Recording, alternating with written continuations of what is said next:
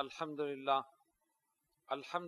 رب العالمین والصلاة والسلام علی من کان نبیا و آدم بین الماء والطین وعلی آلہ و اصحابہ اجمعین اما بعد فاعوذ باللہ من الشیطان الرجیم بسم اللہ الرحمن الرحیم ان اللہ و ملائکتہ یصلون علی النبی یا ایہا الذین آمنوا صلوا علیہ وسلموا تسلیما اللہم صلی علی سیدنا مولانا محمد وعلی آل سیدنا مولانا محمد صلاة دائمة بدوام الملک الحی القیوم۔ آج ہماری اس روحانی تربیتی نشست کا عنوان ہے خانقاہی نظام۔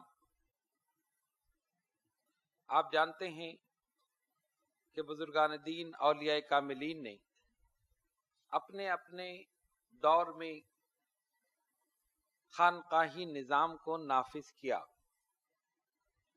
ایک مقام پر بیٹھ کر عبادت و ریاضت، تقوی و پرہیزگاری، طہارت اور پاکیزگی، ان تمام چیزوں کو نہ صرف یہ کہ خود اپنایا بلکہ اس کی ترویج اور اشاعت فرمائی، اور اپنی بارگاہ میں آنے والوں کی ظاہری اور باطنی اصلاح فرمائی، یعنی ان کے ظاہر کو بھی پاک کیا اور ان کے باطن کو بھی پاک کیا۔ ایک نظام چل رہا ہے اور انشاءاللہ چلتا رہے گا، لیکن اس دور میں بہت سے لوگ اس خانقاہی نظام پر اعتراض کرتے ہیں، اور سب سے پہلا اور سب سے بڑا اعتراض تو یہ ہے کہ یہ بدعت ہے، یعنی ایک نئی چیز ہے۔ کوئی درگاہ بنانا یا خانقاہ بنانا یا آستانہ بنانا، وہاں مریدین کا آنا، ان کی اصلاح، یہ جو بھی چیزیں ہوتی ہیں، سرے سے اس کا انکار کرتے ہیں کہ غلط ہے، اس کا کوئی تعلق دین سے نہیں، اسلام سے نہیں، نبی پاک علیہ الصلوۃ والسلام کے عمل سے نہیں۔ تو ہمیں یہ معلوم ہونا چاہیے کہ خانقاہی نظام کی ابتدا کہاں سے ہوئی۔ نبی پاک علیہ الصلوۃ والسلام کی ذات مبارکہ ہر چیز کا مرکز اور منبع ہے۔ علم، روحانیت، شریعت، طریقت، حقیقت، معرفت، یہ تمام چیزیں ہمیں ملی ہیں بارگاہ مصطفیٰ صلی اللہ علیہ وسلم سے ملی۔ یہ ایک فیکٹ ہے، ایک حقیقت۔ اللہ کے حبیب علیہ الصلوۃ والسلام جب ہجرت فرما کر مدینہ منورہ تشریف لائے، سب سے پہلے مسجد نبوی کی بنیاد رکھی۔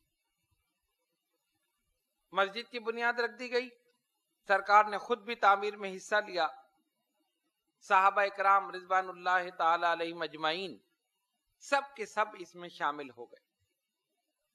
مسجد تعمیر ہو گئی، تعلیم کا سلسلہ شروع ہو گیا۔ اسی مسجد میں ایک چبوترا تھا جو آج بھی موجود ہے، اسے کہتے ہیں اصحاب صفہ کا چبوترا۔ اسلام کی پہلی درسگاہ، اسلام کا پہلا کالج، اسلام کی پہلی یونیورسٹی، تصوف کی ابتدا وہیں سے ہو رہی ہے، خانقاہی نظام کی ابتدا وہیں سے ہو رہی ہے۔ حضور پرنور علیہ الصلوۃ والسلام وہاں رونق افروز ہوتے اور صحابہ کو دین اسلام کی تعلیم دیتے، احکامات اسلام سمجھاتے، اور ان صحابہ میں کچھ ایسے بھی تھے جو ہمہ وقت موجود رہتے تھے، کچھ تو وہ تھے نا کہ جو آتے تھے، علم حاصل کرتے تھے، دین کی تعلیمات حاصل کرتے تھے، چلے جاتے تھے، جن کے اہل و عیال تھے، جن کا گھر بار تھا، اور کچھ ایسے بھی تھے کہ جن کو نہ کھانے کی فکر تھی، نہ پینے کی، نہ اوڑھنے کی، کسی چیز کی نہیں، ان کا صرف ایک مقصد تھا، سرکار کی محفل میں رہنا اور ان کی احادیث کو سننا، بس۔ وہ غریب نادار صحابہ، نہ کھانے کی پرواہ تھی، کچھ مل گیا تو کھا لیا، نہیں ملا تو نہیں کھایا۔ اور حضور پرنور علیہ الصلوۃ والسلام ان پر اتنی مہربانی فرماتے تھے کہ کوئی ہدیہ، کوئی تحفہ، کوئی کھانے کی چیز آتی تھی پہلے ان صحابہ کو دے دی. سرکار جانتے تھے یہ بھوکے ہوں گے، یہ پیاسے ہوں گے، ان میں سے کسی نے کچھ کھایا نہیں ہوگا، صبح سے یہ وقت ہو گیا ایک لقمہ ان کے منہ میں نہیں گیا ہوگا، جو چیز آتی ان صحابہ کو کھلاتی. جس طرح کہ وہ دودھ کا واقعہ آپ نے سنا ہے، مشہور ہے. 70 صحابہ موجود اور ایک پیالہ دودھ. حضور پر نور علیہ الصلوۃ والسلام نے بلایا حضرت ابو ہریرہ رضی اللہ تعالیٰ. انہوں نے سوچا کہ شاید مجھے دے دیں. ظاہر بھوکے، ایک آدمی بھوکا ہو اس کے سامنے دودھ آ جائے تو وہ تو سوچے گا ایسے کئی پیالے یا کئی گلاس میں پی جاؤں. فرمایا ابو ہریرہ یہاں سے شروع کرو اور ان کو پلانا شروع کر دو. اب انہوں نے سوچا یہ تو ایک ہی آدمی پی جائے گا، لیکن حکم تھا نبی پاک علیہ الصلوۃ والسلام. صحابی نے پیا، حضور نے فرمایا شکم سیر ہو کے پیا، اور پیا اور پیا. جب پیٹ بھر گیا فرمایا اب دوسرے کو دے دو. اور پہلے نے جب منہ سے پیالہ ہٹایا تو اتنا ہی تھا جتنا پہلے تھا، کوئی کمی نہیں ہے. پھر دوسرے کو دے دیا، پھر تیسرے کو دے دیا، پھر چوتھے کو دے دیا. 70 صحابہ نے پیالہ پی لیا، پھر بھی اتنا ہی ہے جتنا پہلے. حضور نے فرمایا ابو ہریرہ یا تو رہ گیا یا میں رہ گیا، سب نے پی لیا. حضرت ابو ہریرہ نے پیا، سرکار نے خود نوش فرمایا اور بعد میں پھر اتنا ہی بچا جتنا لے کر آئے. گویا نبی پاک علیہ الصلوۃ والسلام یہ بتانا چاہتے تھے تم ہمیں نہیں پلا رہے، ہم تمہیں پلا رہے. تم اگر پلاتے تو ایک ہی پیالہ تھا، ایک آدمی پی جاتا. ہم نے پلایا، 70 صحابہ کو پلا دیا، پھر بھی اتنا ہی ہے کہ جتنا پہلے تھا. یہی روحانیت ہے. سرکار دو عالم علیہ الصلوۃ والسلام اس چبوترے پر رونق افروز ہو کر صحابہ کو جو تعلیم دیتے تھے، صرف شریعت نہیں تھی، وہاں طریقت بھی تھی، حقیقت بھی تھی، معرفت بھی تھی، علم بھی تھا، ایقان بھی تھا، وجدان بھی تھا. ہر چیز وہاں پر تھی. گویا وہاں پر علم اور فضل کا دریا بہ رہا تھا. اسی لیے اس یونیورسٹی سے نکلنے والا طالب علم حضور پر نور علیہ الصلوۃ والسلام سے براہ راست فیضیاب ہونے والے صحابہ کون تھے؟ ان میں سب کچھ تھا. مفتی بھی تھے، محدث بھی تھے، مفسر بھی تھے، مقرر بھی تھے، مجاہد بھی تھے، سپہ سالار بھی تھے اور صوفی باصفا بھی تھے. حضور کی صحبت سے براہ راست فیضیاب ہو رہے. اب آپ دیکھیں حضرت ابو ہریرہ رضی اللہ تعالیٰ عنہ محدث، سب سے زیادہ حدیثیں انہی سے مروی. اور وجہ کیا تھی؟ حاضر باش تھے بارگاہ مصطفیٰ صلی اللہ علیہ وسلم. یہیں سے حاضری کی اہمیت پتہ چل گئی کہ جو جتنا زیادہ حاضر ہوگا اتنا زیادہ فیض لے کر جائے. اور ان کا مقصد یہی تھا سرکار کے حدیث کو محفوظ رکھنا. اور سرکار دو عالم علیہ الصلوۃ والسلام نے ان کو ایک تحفہ بھی عطا فرما دیا. اور تحفہ کیا تھا آپ سن چکے ہیں، مشہور واقعہ ہے. یا رسول اللہ صلی اللہ علیہ وسلم، میں آپ کی حدیثیں سنتا ہوں بھول جاتا ہوں. حضور نے فرمایا ابو ہریرہ اپنی چادر پھیلاؤ. انہوں نے چادر پھیلائی. سرکار نے ایسے اشارہ کیا اور کوئی چیز چادر میں ڈال دی. نظر کچھ نہیں آیا کہ کیا چیز ڈالی. اشارہ کیا دستے مبارک سے، چادر میں ڈال دی. ابو ہریرہ اسے سینے سے لگا لو. فرماتے میں نے سینے سے لگا لیا، اس کے بعد جو بھی سنتا ہوں مجھے یاد ہو جاتا، جو بھی سنتا ہوں یاد ہو جاتا ہے. کیا چیز تھی؟ حضور نے کیا عطا فرمایا؟ ابو ہریرہ نے کیا لیا؟ دینے والا جانے یا لینے والا جانے، کسی کو نہیں پتا. ایسا قوی حافظہ عطا فرما دیا کہ ہزاروں حدیثیں حضرت ابو ہریرہ رضی اللہ تعالیٰ عنہ کو بالکل لفظ بلفظ یاد تھی. عرصہ دراز کے بعد بھی سنا، بالکل اسی طرح سنا تھی.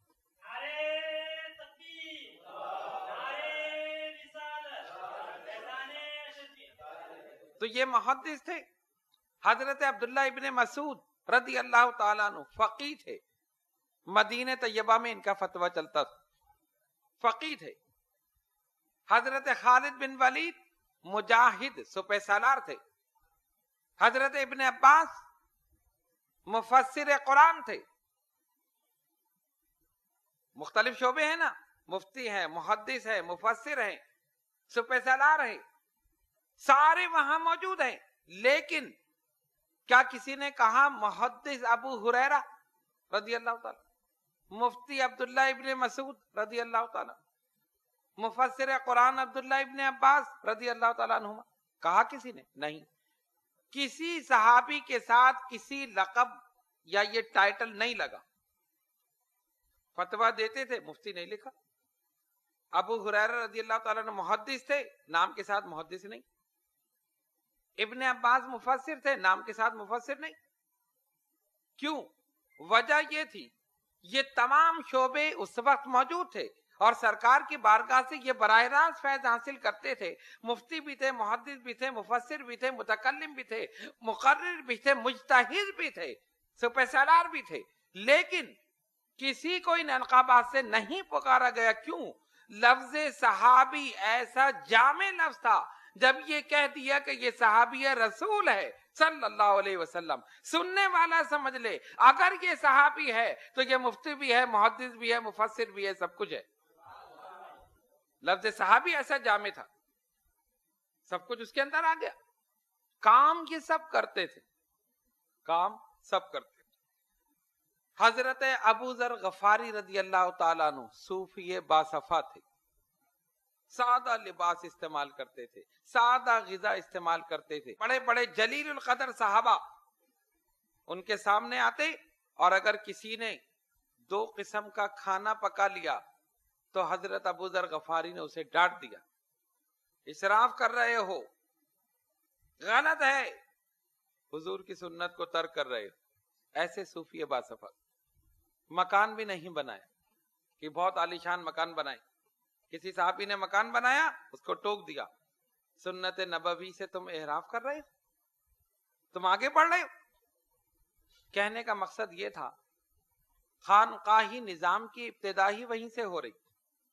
اللہ پر توکل اور بھروسہ وہیں سے, فقہ وہیں سے, حدیث وہیں سے, تفسیر وہیں سے. کیوں؟ حضور علیہ الصلوۃ والسلام کی ذات ایسی جامع تھی کہ سب نے وہیں سے فیض حاصل کیا. جو مفتی ہے اس نے وہیں سے فیض حاصل کیا, جو محدث ہے اس نے وہیں سے فیض حاصل کیا, جو مقرر ہے اس نے وہیں سے فیض حاصل کیا, جو عالم دین ہے یا شریعت و طریقت دونوں کا جامع ہے اس نے بھی وہیں سے فیض حاصل کیا. صفا کا چبوترا وہیں سے نکلا لفظ صوفی, صفا سے صوفی. خانقاہی نظام کی ابتدا وہیں سے ہو رہی. نبی پاک علیہ الصلوۃ والسلام وہاں بیٹھ کر شریعت, طریقت, حقیقت, معرفت اور اس کے علاوہ اور کتنے علوم سرکار دو عالم علیہ الصلوۃ والسلام نے ظاہری اور باطنی یہ سب وہاں بیٹھ کر بیان فرمائے. اور صحابہ نے براہ راست کسب فیض کیا, درمیان میں کوئی واسطہ نہیں, اور پھر اس فیض کو آگے پہنچایا. صحابہ نے تابعین کو سکھا دیا, انہوں نے تبع تابعین کو سکھا دیا, انہوں نے بزرگان دین کو سکھا دیا, انہوں نے ائمہ مجتہدین کو سکھا دیا, انہوں نے اولیاء کاملین کو سکھا دیا. سلسلہ چل رہا ہے آج تک اور انشاءاللہ قیامت تک جاری رہے. لیکن اصل فیض حضور ہی کی بارگاہ سے صلی اللہ علیہ وسلم. تو خانقاہی نظام کی ابتدا وہیں سے. اب آپ دیکھیں, پھر یہ کہتے ہیں کہ ان کا کوئی کورس نہیں ہے. ہر ادارے میں کوئی کورس ہوتا ہے نا. آپ اسکول میں جائیں, بچے کو داخل کیا, سلیبس مل گیا, یہ کتابیں ہیں, یہ کتابیں لے کر آ جاؤ. بچے کو ہم نے داخل کر لیا ہے, کل سے آ جائے. آپ جاتے ہیں, وہ فہرست دکھاتے ہیں, دکان سے کتاب لیتے ہیں, بچے کو یونیفارم پہناتے ہیں, اسکول لے جاتے ہیں. کالج میں, یونیورسٹی میں, ہر جگہ کورس ہے, خانقاہ کا کوئی کورس نہیں. اور یہ اعتراض کرتے ہیں کہ یہاں پر منضبط انداز میں مرتب کورس نہیں ہے, مریدین کو ایسے ہی بٹھا دیا جاتا ہے, کبھی کسی کو کوئی وظیفہ بتا دیا, کسی کو کوئی وظیفہ بتا دیا. خانقاہ نظام میں کوئی کورس نہیں ہے. ہم نے کہا کورس کی ضرورت ہی نہیں ہے. آپ لوگوں کو کوئی کورس دیا گیا, یہ کتابیں پڑھنی ہیں اور یہ کتابیں لے کر آپ آ جائیں, نہیں, کوئی کورس ہے ہی نہیں اور کورس کی ضرورت بھی نہیں. کیوں؟ کالج یونیورسٹی، اسکول، دارالعلوم، یہ سب ظاہر کی اصلاح کرتے ہیں، جبکہ خانقاہ جو ہے یہ باطن کی اصلاح کرتے ہیں، باطن کی، قلب کی صفائی۔ بزرگان دین نے سب سے پہلے یہ دیکھا، ریسرچ کی، انسان کو کیسے ہدایت پر لایا جائے۔ ظاہر میں کتنا ہی خوبصورت ہو، بہترین لباس پہنا ہے، لیکن دل سیاہ ہے، کیا کرے گا؟ وہی کام کرے گا جو دل میں آئے گا، وہی کام کرے گا جو دل میں آئے گا۔ دیکھنے میں بہت صاف ستھرا آدمی لگ رہا، لیکن دل بالکل سیاہ۔ دل کو ہی انہوں نے لے لیا سب سے پہلے، سب سے پہلے۔ کیوں؟ اس لیے کہ ساری بیماریاں ہوتی ہی دل میں، نفرت دل میں، محبت دل میں، عداوت دل میں، خلوص دل میں، ریاکاری دل میں، ساری چیزیں دل میں۔ تو جب یہ دل صاف ہو جائے تو سب کچھ صاف ہو جائے، جب یہ دل پاک ہو جائے تو سب کچھ پاک ہو جائے۔ اچھا، کچھ ظاہری بیماریاں، کچھ باطنی بیماریاں۔ اب کسی کو ہارٹ اٹیک ہو جائے تو ڈاکٹر کیا کہتے ہیں؟ ایک والو بند ہے، والو ہوتے نا، 2 یا 3، کتنے یا 4 ہو سکتے، 4، خیر 12، تو کہتے جی سپلائی بند ہو گئی، خون کی سپلائی۔ کیوں؟ دل جو ایک پمپنگ اسٹیشن ہے، یہ پوری باڈی میں، پورے جسم میں جو سرکولیشن آف بلڈ ہے، یہ دل کی وجہ سے یہ پمپ کرتا، اور اگر پمپ کرنا بند کر دے، سرکولیشن آف بلڈ رک گیا، ڈیتھ ہو گئی، موت واقع ہو۔ جب تک دل چل رہا ہے، ہاتھ حرکت کر رہا ہے، زبان چل رہی ہے، دماغ سوچ رہا ہے، کان سن رہا ہے، اور جب اس نے چھوڑ دیا، تمام اعضاء رک گئے۔ کان نے سننا چھوڑ دیا، زبان نے بولنا چھوڑ دیا، دماغ نے سوچنا چھوڑ دیا، پیروں نے چلنا چھوڑ دیا، ہاتھوں نے حرکت کرنا چھوڑ دیا۔ ظاہری طور پر بھی دل اور باطنی طور پر بھی دل۔ قرآن نے کہا فی قلوبہم مرض فزادہم اللہ مرضا، ان کے دلوں میں بیماری ہے، اللہ نے اس بیماری کو اور بڑھا دیا۔ کون سی بیماری تھی؟ ہارٹ اٹیک کی بیماری تھی؟ ان کا کوئی دل کا والو بند تھا؟ نہیں، کفر کی بیماری تھی، نفاق کی بیماری تھی۔ اس بیماری کا قرآن نے ذکر کیا۔ بزرگان دین، اصل میں بزرگان دین ہی ہارٹ اسپیشلسٹ ہیں، حقیقت یہی ہے، بزرگان دین یہی ہارٹ اسپیشلسٹ۔ کسی نے مجھ سے پوچھا کہ آپ کے نام کے ساتھ ڈاکٹر لگا ہے، ڈاکٹر ہیں؟ میں نے کہا ہاں۔ کون سے ڈاکٹر؟ میں نے کہا ہارٹ اسپیشلسٹ۔ اچھا ہارٹ اسپیشلسٹ، ہاں اچھا آپ دل کے؟ کہاں بالکل دل کی بیماری ان کا علاج کرتے ہیں۔ کون سی بیماریاں؟ عداوت، نفرت، بغض، جیلسی، ریاکاری، اس کا علاج کرتے ہیں۔ اس کا علاج ڈاکٹروں کے پاس نہیں ہے۔ کیا آپریشن کر کے نفرت کو نکالا جا سکتا ہے؟ کیا آپریشن کر کے بغض، عداوت کو دل سے نکالا جا سکتا ہے؟ کیا آپریشن کر کے ریاکاری کو دل سے نکالا جا سکتا ہے؟ کیا آپریشن کر کے نفاق کی بیماری جو ہے اس کو دل سے نکالا جا سکتا ہے؟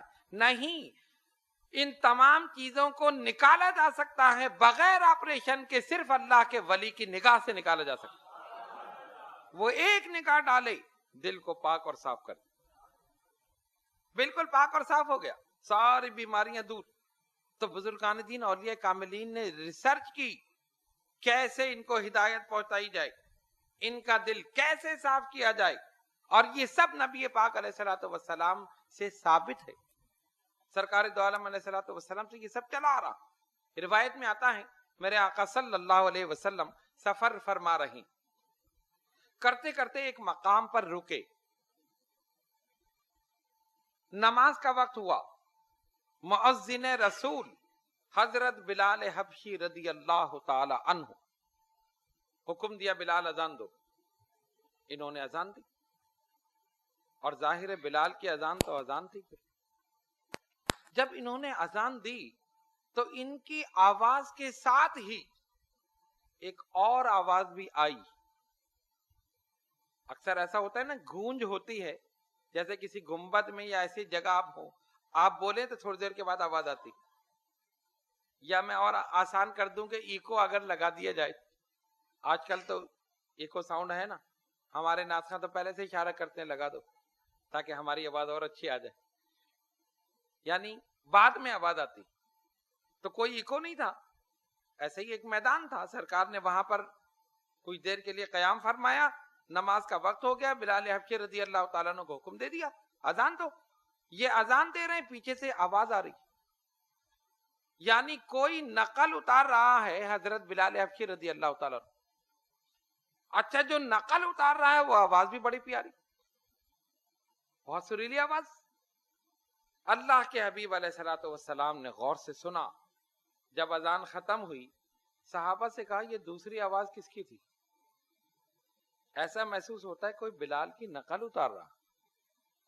اور جتنے صحابہ تھے سب نے سنا, ہاں یا رسول اللہ صلی اللہ علیہ وسلم ایسا ہی ہے. فرمایا جاؤ جا کر دیکھو کون ہے. چلے گئے, جا کر دیکھا تو کفار کے چند لڑکے وہاں کھڑے ہوئے نقل اتار رہے. ان کو تو ایک نئی چیز معلوم ہوئی, اللہ اکبر اللہ اکبر اشہد ان لا الہ الا اللہ, یہ سارے کلمات ایک نئے محسوس ہوئے. ان لڑکوں میں ایک لڑکا ایسا تھا جس کی آواز بہت ہی پیاری تھی, خوبصورت. اس نے حضرت بلال حبشی رضی اللہ تعالیٰ عنہ کی آواز کی نقل اتاری, اور آواز بھی اچھی تھی. سرکار کو پسند آ گئی. صحابہ اس کو پکڑ کر لے آئے, اور جب ان لڑکوں نے دیکھا تو ڈر گئے, یہ مسلمان یہاں پر, یہ ہمیں ماریں گے. حضور نے فرمایا لے آؤ. اب وہ 3 یا 4 لڑکے جو تھے سرکار کے سامنے, تم نے نقل اتاری؟ نہیں میں نے نہیں. تم نے اتاری؟ نہیں میں نے نہیں. تم نے اتاری؟ تیسرا جو تھا, تیسرا یا چوتھا جو بھی تھا وہ خاموش, ہاں اسی نے اتاری, آگے آ جاؤ. سرکار جسے پسند فرما لے تو اس کی تو قسمت. حضور نے دیکھ لیا, نگاہ نبوت اور رسالت سے اس کی قسمت میں تو ایمان ہے, اس کی قسمت میں تو ایمان ہے, یہ ویسے ہی نقل اتار رہا ہے. آگے بلایا, اس کے دل پر دست مبارک پھیر دی, سینے پر دست مبارک پھیر دیا. آقا دو جہاں صلی اللہ علیہ وسلم نے جیسے ہی پھیرا اس کی زبان سے کلمہ جاری ہو گیا. اسی وقت کلمہ پڑھ کے مسلمان ہو گیا. فرمایا بلال اسے یہ کلمات سکھا دو, اب یہی اذان دے گا. وہی اذان دیتا رہا, پوچھ در پوچھ, اسی کی نسل میں لوگ اذان دیتے رہے. یہ ہے نبی پاک علیہ الصلوۃ والسلام کی شان. نگاہ ایک پر ڈالی, ساری پوچھتے مسلمان.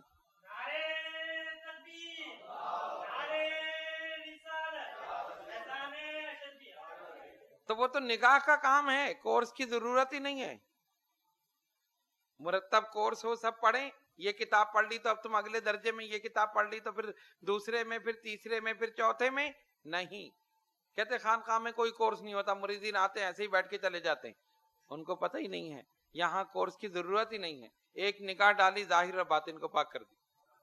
یہاں صرف طلب کی ضرورت ہے, طلب. جب تک طلب نہیں اس وقت تک عطا نہیں. اور جس کی جیسی طلب ہوگی ویسی ہی عطا ہوگی, جس کی جیسی طلب ہوگی ویسی عطا ہوگی. کتنے لوگ ہیں جو کافی عرصے سے آئے, کچھ حاصل نہیں کر سکے, اور کوئی ایک دن میں آیا سب کچھ لے کر چلا گیا. سچی طلب کے ساتھ آیا, محبت کے ساتھ آیا. شہنشاہ اورنگزیب عالمگیر سلطان الہند کے دربار میں جا رہا ہے فاتحہ پڑھنے کے لیے. دیکھا ایک آدمی, ایک فقیر, اندھا, نابینا, بیٹھا ہوا رو رہا ہے. میری آنکھیں نہیں ہیں, مجھے آنکھیں مل جائیں, مجھے آنکھیں مل. اس نے غور سے دیکھا, دوسرے کو دیکھا, اس کو بھی کوئی بیماری تھی, وہ اپنی بیماری کے لیے دعا کر رہا تھا, کوئی صحت کے لیے دعا کر رہا تھا. رک گیا. اس نے کہا سنو, میں ہندوستان کا شہنشاہ اورنگزیب عالمگیر ہوں. کتنے عرصے سے تم یہاں پڑے ہو؟ کسی نے کہا 5 سال, کسی نے کہا 10 سال.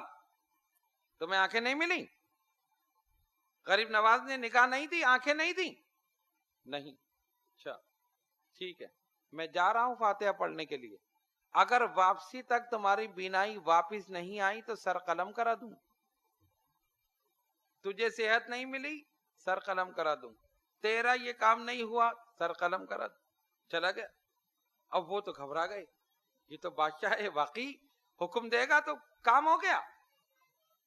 یہ گیا حاضری دینے کے لیے. ادھر یہ روئے گھڑ گھڑائے، مولا کرم کر دے، غریب نواز کے صدقے میں کرم کر دے، ہماری زندگی بچ جائے۔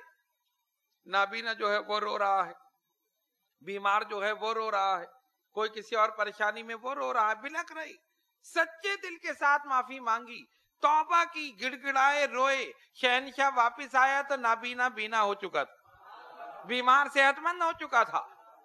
کہاں مل گئی تجھے آنکھیں؟ ہاں مجھے مل گئی آنکھیں، چلو تجھے چھوڑ دیا ورنہ سر قلم کرا دیتا۔ تجھے صحت مل گئی؟ اس نے کہا مجھے صحت مل گئی۔ کہا میں بتانا یہ چاہتا تھا کہ تمہیں مانگنے کا طریقہ ہی نہیں آتا، تم مانگ رہے تھے ہاں مل جائے مل جائے مل جائے۔ دیکھو ڈر سے مانگا، سچے دل سے مانگا، عقیدت سے مانگا، کیسے ملا؟ ملا نہیں ملا؟ کہاں ملا؟ تجھے ڈر تھا نا کہ موت آ جائے گی، سر قلم ہو جائے گا، اور اتنے سال سے پڑے تھے۔ کہنے کا مقصد یہ ہے اگر سچی لگن ہو تو پھر عطا بھی اسی وقت ہوتی ہے، سچی لگن۔ ورنہ ہم کہتے ہیں ہاں چلو مانگ کے ملے گا، ہو سکتا ہے نہ ملے۔ علم الیقین، ایک ہے نا عین الیقین، ایک علم الیقین، ایک حق الیقین، اور ان سب کے بعد ایک ہے ڈلم الیقین، وہی ہمارے پاس ہے سب کے پاس۔ پتہ نہیں ملے گا، پتہ نہیں ملے گا، یقین کے ساتھ مانگو کہ ملے گا تو انشاءاللہ ضرور ملے گا۔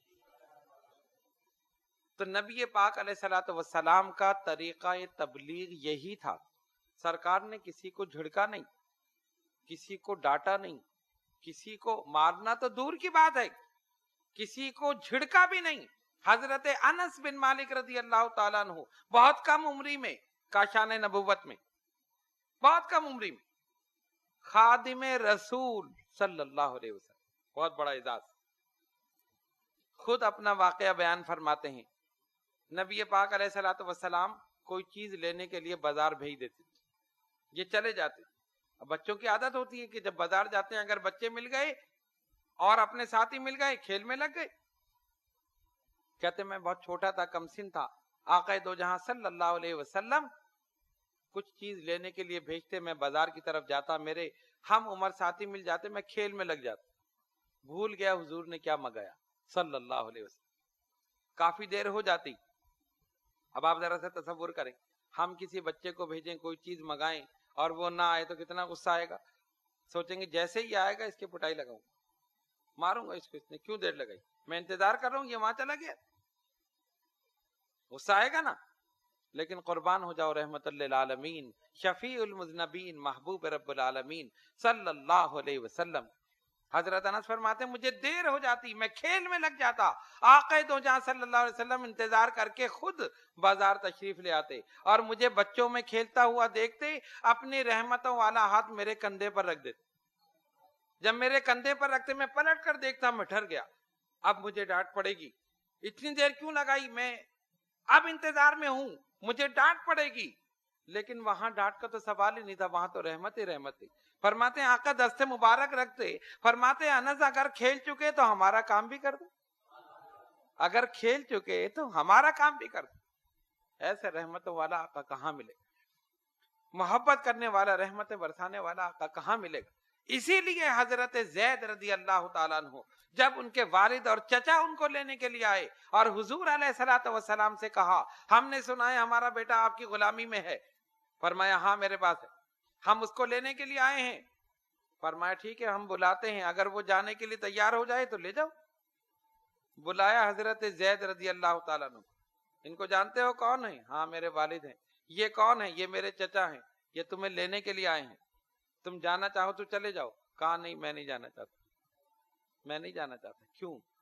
آزادی پر غلامی کو ترجیح؟ ارے آزادی مل رہی تھی، اپنے گھر جا رہے تھے، سگا باپ سگا چچا سامنے موجود ہے، لیکن ان کے والد اور چچا کو کیا پتا تھا جو رحمت یہاں ملے گی وہ دنیا میں کہیں نہیں ملے گی، جو برکتیں یہاں ملیں گی دنیا میں کہیں نہیں ملیں گی، جیسا آقا یہاں پر ہے پوری کائنات میں نہیں۔ خانقاہی نظام بالکل اسی نہج پر ہے، بزرگان دین اولیاء کاملین نے اسی انداز پر اپنے مریدین اور متقدین کی تربیت فرمائی، کسی کو جھڑکا نہیں، کسی کو ڈانٹا نہیں، کسی کی غلطی پر سر عام اسے ذلیل نہیں کیا، شرمندہ نہیں کیا، انداز ایسا استعمال کیا کہ خود بخود ہی برائی چھوڑ کر نیکی کے راستے پر چلا گیا، خود بخود۔ قطب ربانی حضرت ابو مخدوم شاہ سید محمد طاہر اشرف اشرفی الجیلانی، ہمارے دادا پیر رحمت اللہ علیہ، کلکتے میں ایک آدمی مرید ہونے کے لیے آ گیا اور سارے کام کرتا تھا، شراب بھی پیتا تھا، کوٹھے پر بھی جاتا تھا، جوا بھی کھیلتا تھا، سارے کام۔ مرید ہونے کے لیے آیا ہوں، آ جاؤ، لیکن ایک شرط ہے، میں یہ سارے کام کرتا ہوں اور مرید ہونے کے بعد بھی کروں گا۔ ایسا مرید کہیں نہیں دیکھا ہوگا جو پیر سے شرط لگائے۔ فرمایا اچھا، وہ بڑا چلاک بن کر آیا تھا کہ میں تو یہ منواؤں گا، اگر یہ بات مان لیں گے تب مرید ہوں گا ورنہ نہیں ہوں گا۔ فرمایا ٹھیک ہے، منظور ہے۔ بڑا حیران ہوں، یعنی مرید ہونے کے بعد یہ سارے کام کروں؟ ہاں کرو، لیکن ہماری بھی ایک شرط، کیا؟ ہمارے سامنے نہیں کرنا، ہمارے سامنے نہیں کرنا، بعد میں کرتے رہو۔ اس نے سوچا یہ کہاں آئیں گے، یہ تو اپنی خانقاہ میں، یہ تو اپنے گھر میں، یہ کہاں میرے پیچھے پھریں گے۔ ٹھیک ہے، مرید کر لیا، مرید ہو گیا۔ اب گیا رات کو شراب کھانے کی طرف، جیسے ہی وہاں داخل ہونے لگا دیکھا دروازے پہ حضرت کھڑے اور اشارہ کر رہے ہیں ہمارے سامنے، ہمارے سامنے۔ اس نے دیکھا ارے یہ کیسے آ گئے، بھاگا وہاں سے نکل۔ کس نے بتا دیا؟ کسی مرید نے بتایا ہوگا ضرور، جب ہی انہوں نے میرا پیچھا کیا۔ ایک دن گزر گیا، دوسرے دن جوا کھانے کے لیے طرف چلا، ابھی پہنچا نہیں تھا، دیکھا کہ حضرت سامنے کھڑے ہیں، اس نے پلٹ کر دیکھا، اشارہ کیا میرے سامنے، پھر وہاں سے بھاگا۔ تیسرے دن پھر کوٹھے کی طرف دیکھا تو وہیں قریب کھڑے ہیں، اشارہ کیا ہمارے سامنے۔ اس نے کہا لوگ یہ تو میں خود پھنس گیا، میں نے تو سوچا تھا میں نے حضرت کو پھنسا لیا، انہوں نے تو خود مجھے ہی پھنسا لیا۔ میں نے تو یہ شرط رکھی تھی میں سب کچھ کروں گا، اجازت بھی مل گئی، میں تو بڑا خوش تھا۔ لوگ اپنے آپ کو بڑا چلاک سمجھتے ہیں نا، پیر کو بے وقوف سمجھتے ہیں، یہ نہیں پتا جو تمہارے ظاہر اور باطن کا ایکس رے کر لے وہ کیا کیا نہیں جانتا ہوگا۔ یہ الگ بات ہے اگر ذکر نہ کیا جائے، لیکن جانتے سب ہیں، سب کی ساری حرکتیں جانتے ہیں۔ اشارہ سمجھ رہے ہو؟ سب کی ساری حرکتیں جانتے ہیں، کہیں نہیں تو بات الگ۔ کیوں؟ ستار العیوب اللہ کی ذات، اور اس کے جو محبوب بندے ہوتے ہیں وہ بھی لوگوں کے عیب ڈھانپتے ہیں، بتاتے نہیں، ویسے ہی اصلاح کر دیتے، خود بخود اصلاح ہوتی۔ اور جب 3 دن تک یہ ہوا، پھر خدمت میں حاضر ہوا، حضور اب مجھے صحیح طرح بیعت فرما لی، اب میں سچے دل سے توبہ کرتا ہوں، کبھی بھی یہ غلط کام نہیں کروں۔ میں نے تو سوچا تھا میں نے شرط منوا کر بہت اچھا کام کر لیا، میں سارے کام کرتا رہوں گا، آپ نے تو اپنی شرط رکھ کر مجھ سے سارے کام چھڑا دیے۔ ہر جگہ مجھے آپ دیکھ رہے ہیں، اور حقیقت یہی ہے، ہر مرید کو یہ سوچ لینا چاہیے پیر اسے دیکھ رہا، ہر وقت ہر لمحے دیکھ رہا، وہی سچا مرید ہے۔ او کہ یہ کہاں دیکھ رہے ہیں ہمیں جو چاہیں کریں، پھر معاملہ صحیح نہیں ہے۔ کہنے کا مقصد یہ ہے، خانقاہی نظام کی ابتدا ہوئی اصحاب صفہ سے، نبی پاک علیہ الصلوۃ والسلام کی ذات سے، اور بزرگان دین اولیاء کاملین نے وہی طریقہ استعمال کیا، وہی طریقہ استعمال کیا، باطن پر توجہ دی، قلب پر توجہ دی، کسی کو چلہ کشی کرا کر اس کا قلب صاف کیا، کسی سے مجاہدہ کرا کر اس کے دل کو صاف کیا، کسی سے ریاضت کرا کر اس کے دل کو صاف کیا، اور کسی کے دل پر صرف نظر ڈال کر ہی اس کے دل کو صاف کر دیا۔ اپنا مقام ہے،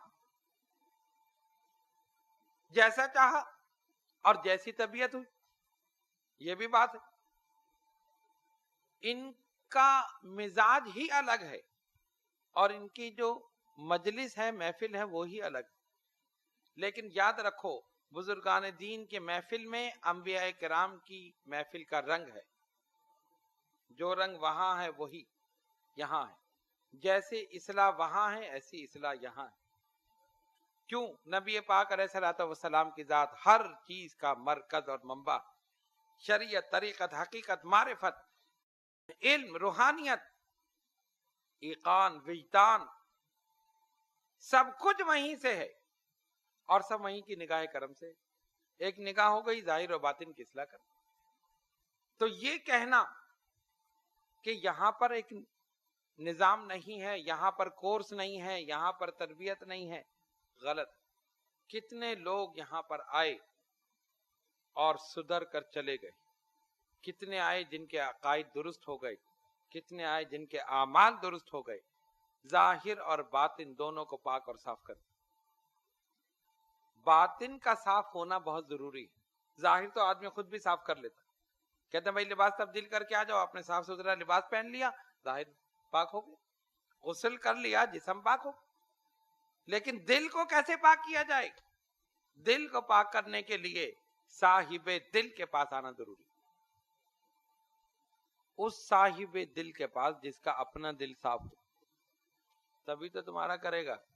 اپنا ہی صاف نہیں تو تمہارا کہاں سے کرے گا؟ تو انہوں نے بزرگان دین اولیاء کاملین نے عبادت کی، ریاضت کی، چلہ کشی کی، مجاہدے کیے. پہلے اپنے نفس کا جہاد کیا، اپنے نفس کی اصلاح کی، اور اس کے بعد پھر لوگوں کے نفوس کو پاک کر دیا.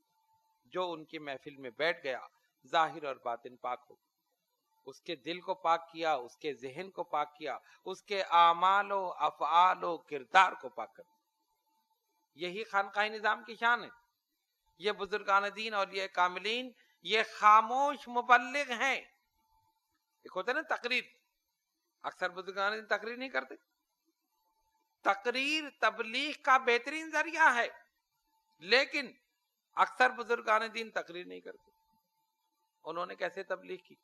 سلطان الہند غریب نواز کی کتنے خطابات آپ کے سامنے ہیں، کتاب میں موجود ہیں، ملفوظات موجود ہیں، ملفوظات موجود ہیں. اور وہ ملفوظات میں سے بھی ایک ارشاد اگر آپ اٹھا لیں، وہ ایسا ہے کہ ہم 1 گھنٹے یا 2 گھنٹے کی تقریر میں وہ بات بیان نہ کر سکے جو اللہ کا ولی 2 لفظوں میں کر دے. کیوں؟ ان کا سینہ علوم اور معارف کا خزینہ، علم اور روحانیت کا دریا بہ رہا تھا سلطان الہند کے سینے سے. جس کو جو کچھ کہہ دیا اس کے دل پر اثر کر گیا. اسی لیے قطب الاقطاب حضرت خواجہ قطب الدین بختیار کاکی رحمت اللہ علیہ فرماتے ہیں، میرے پیر و مرشد سلطان الہند غریب نواز اپنی نگاہیں ہمیشہ نیچے رکھتے تھے، ہمیشہ. لیکن جب کوئی فاسق اور فاجر ان کے سامنے آتا تھا نظر بھر کے دیکھ لیتے تھے، اسی وقت ظاہر اور باطن کو پاک فرما دیا تھا. یہ غریب نواز کی نگاہ کا اثر. اسی لیے 99 لاکھ ہندوؤں کو مسلمان کیا. معمولی بات نہیں ہے. پوچھو جا کے کتنی انہوں نے جلسے کیے، کتنی تقریریں کی، کتنی جماعتیں لے کر ادھر سے ادھر گھومے. یہ جماعتیں لے کر ادھر سے ادھر گھومنے والے، ہم 40 دن کے چلے پہ جا رہے ہیں، وہ فلاں دن کے چلے پہ جا رہے ہیں، ہم یہ کر رہے ہیں، وہ کر رہے ہیں. پوچھو کتنے مسلمان کیے. 99 بھی کر دے تو میں مان لوں، میرے غریب نواز نے 99 لاکھ کر دی. آج ہندوستان میں اگر مسلمان نظر آ رہے ہیں، یہ غریب نواز کے قدموں کی برکت. بتا دیا، ایک نمونہ بتا دیا، مجھے دیکھ لو. جب غلام ایسا ہے تو پھر آقا کیسا ہوگا؟ جب غلام کی نگاہ میں یہ تاثیر ہے کہ ظاہر اور باطن کو پاک اور صاف کر دے، تو جن کا غلام ہے ان کی کیا شان ہوگی؟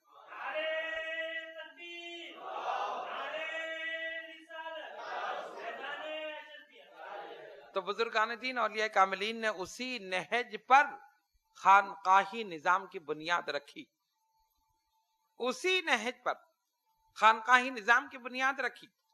کوئی کورس الگ سے مرتب نہیں ہے. کسی کو وظیفہ بتایا 1 تسبیح اور کسی کو بتایا 3125، ہے نا فرق؟ اب آپ کہیں اس کو 1 تسبیح، اس کو 3125، کیوں؟ جس کا جتنا ظرف دیکھا اتنا ڈال دیا. بھئی برتن چھوٹا ہو تو زیادہ آئے گا اس کے اندر، برتن بھی تو بڑا ہونا چاہیے. تو روحانیت کو دل میں سمونے کے لیے دل کی وسعت چاہیے. اور دل کیسے بڑا ہوگا؟ یہ بھی بڑی عجیب بات ہے. کسی کا دل بڑا ہو جائے تو ڈاکٹر کہتے بیماری ہے، اس کا دل پھیل گیا، بڑھ گیا. اور سکڑ جائے تو وہ بھی. روحانیت میں دل کو بڑا کرنا، دل کی وسعت سے مطلب یہ ہے کہ دل ان علوم اور معارف اور روحانیت کو سمونے کے لیے وسعت ہو جائے، وسیع ہو جائے، وہ ہے۔ اور وہ کیسے وسیع ہوگا؟ لا الہ الا اللہ کی ضرب لگاؤ، قلب کے اندر آہستہ آہستہ نور داخل ہو جائے۔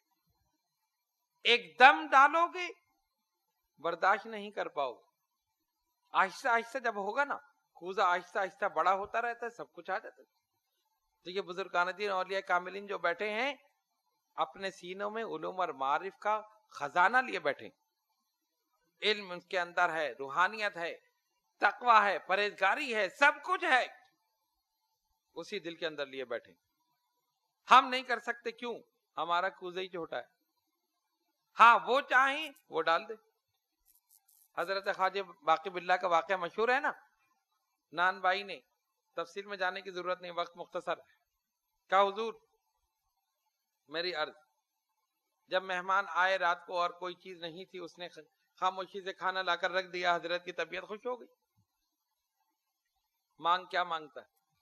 جو مانگے ہم عطا کر دیں۔ کہا ایک چیز مانگتا ہوں، مجھے اپنے جیسا بنا دی۔ کہا نہیں یہ مشکل ہے، کچھ اور مانگ لے۔ کہا نہیں میں تو یہی مانگتا ہوں، اگر کچھ دینا ہے تو یہی دیجئے کہ جیسے آپ ہیں میں بھی ویسا ہی ہو جاؤں۔ کہا کچھ اور مانگ لے؟ نہیں، آپ نے مجھ سے وعدہ کیا جو مانگے گا میں دوں گا، اب میں تو یہی مانگا۔ سمجھاتے رہے، وہ نہیں سمجھا۔ سمجھانے کا مقصد یہی تھا کہ تیرا کوزہ تو بہت چھوٹا ہے اور میرے دل میں تو علم اور روحانیت کا سمندر ہے، یہ سمندر کیسے آ سکتا ہے؟ کچھ اور مانگ لے۔ نہیں میں یہی چاہتا ہوں، اپنے جیسا بنا دیجئے۔ فرمایا اچھا ٹھیک ہے آ جاؤ۔ بلایا اس کو، سینے سے سینہ ملایا، اور جب چھوڑا تو کوئی دیکھنے والا یہ کہہ نہیں سکتا تھا کہ خواجہ باقی باللہ کون ہے اور وہ نان بھائی کون۔ دونوں کی شکل بالکل ایک ہو گئی، شکل و صورت بالکل ایک ہو گئی، لیکن فرق یہ تھا کہ آپ ہوش میں تھے اور وہ مدہوش تھا، اس کو پکڑ کر لا رہے تھے، برداشت نہیں کر پایا۔ 3 دن زندہ رہا اور اس کے بعد اس کا انتقال ہو۔ اس چیز کو خواجہ باقی باللہ نے کتنے سال عبادت، ریاضت، مجاہدہ، مکاشفہ، یہ ساری چیزیں کر کے تب وہ چیزیں حاصل کی تھی، اس کو 1 منٹ میں مل گئی، برداشت نہیں کر پایا۔ کہنے کا مقصد یہ ہے کہ دل کو صاف کرنا ہے تو صاحب دل کے پاس جاؤ، اور اس دل کی حفاظت وہی کرے گا۔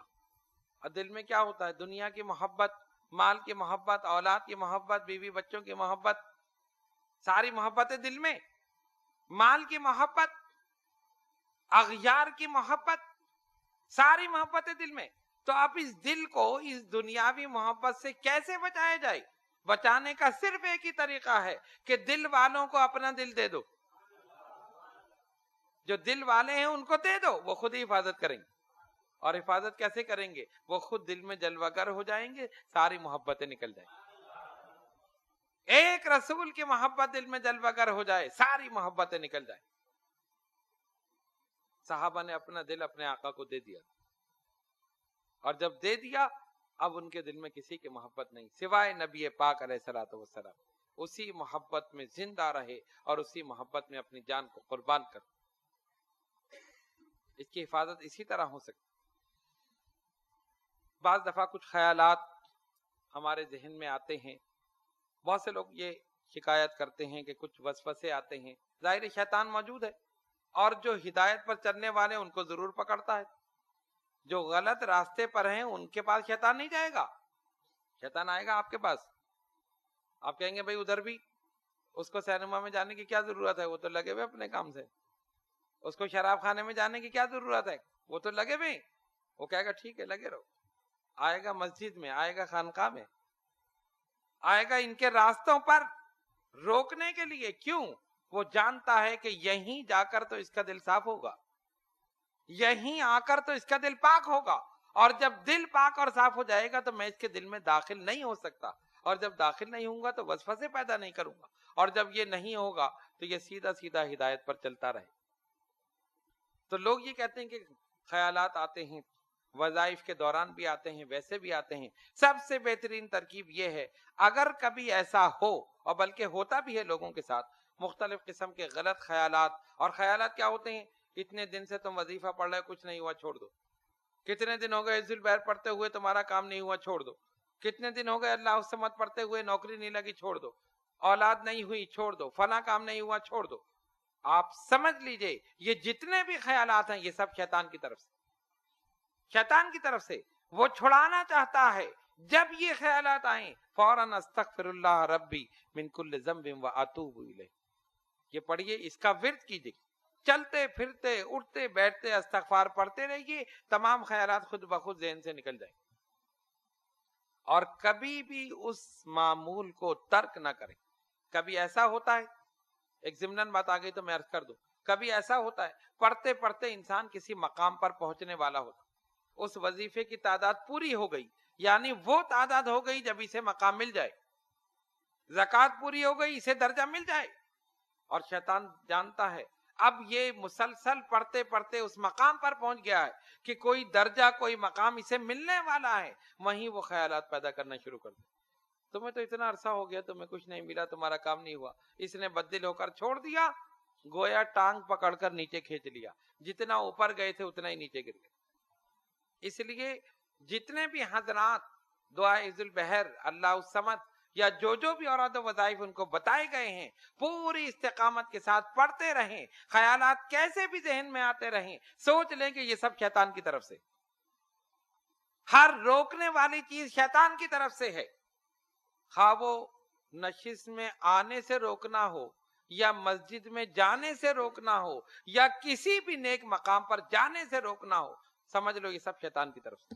ساری رکاوٹوں کو دور کر کے پہنچ جاؤ. جب پہنچ جاؤ گے رحمتیں برکتیں حاصل ہوں. تو معمولات پر استقامت کے ساتھ عمل کیجئے. اور جو خیالات آپ کے ذہن میں آتے ہیں اس کا طریقہ ہم نے بتا دیا. استغفر اللہ ربی من کل ذنب واتوب الیہ، اس کی کوئی تعداد نہیں. چلتے پھرتے آپ پڑھتے رہیے، جب خالی بیٹھے آپ پڑھتے رہیے.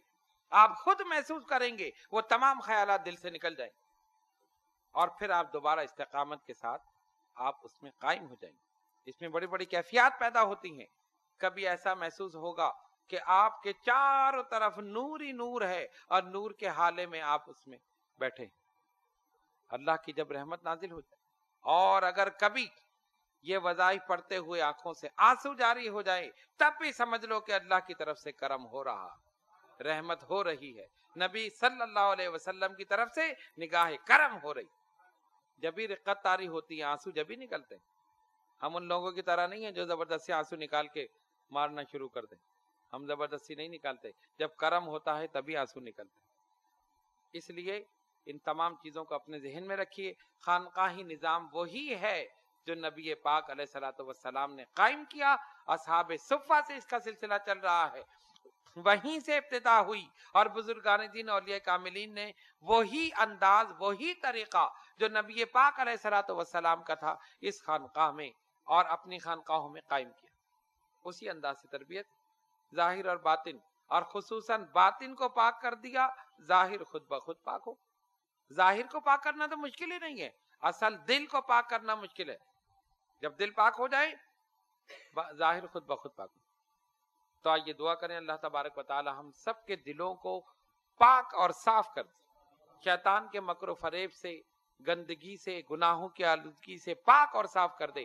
نبی پاک علیہ الصلوۃ والسلام کی سچی محبت اور سرکار کے نور سے ہمارے قلوب کو منور فرما، رحمتیں اور برکتیں نازل فرما. یا اللہ ہمارے صغیرہ و کبیرہ گناہوں کو معاف فرما. یا اللہ ہماری نمازوں کو قبول فرما. یا اللہ ہمارے سجدوں کو قبول فرما. اے الہ العالمین یہ تمام حضرات اور خواتین جو دور دراز مقامات سے اس نشست میں شرکت کرنے کے لیے حاضر ہوئے، مولا ان سب کی حاضری کو قبول فرما. ان سب پر اپنی رحمتیں برکتیں نازل فرما. ان کے علم میں، عمل میں، عمر میں برکت عطا فرما. ان کے روزگار میں ترقی عطا فرما. ان کی ظاہری، باطنی، روحانی، جسمانی بیماریوں کو، پریشانیوں کو ہمیشہ ہمیشہ کے لیے دور فرما. ان اللہ و ملائکتہ یصلون علی النبی یا ایھا الذین آمنوا صلوا علیہ وسلموا تسلیما. اللہم صل علی سیدنا مولانا محمد وعلی آل سیدنا مولانا محمد صلاۃ دائمۃ بدوام الملک الحی القیوم. سبحان ربک رب العزۃ عما یصفون وسلام علی المرسلین والحمد للہ رب العالمین۔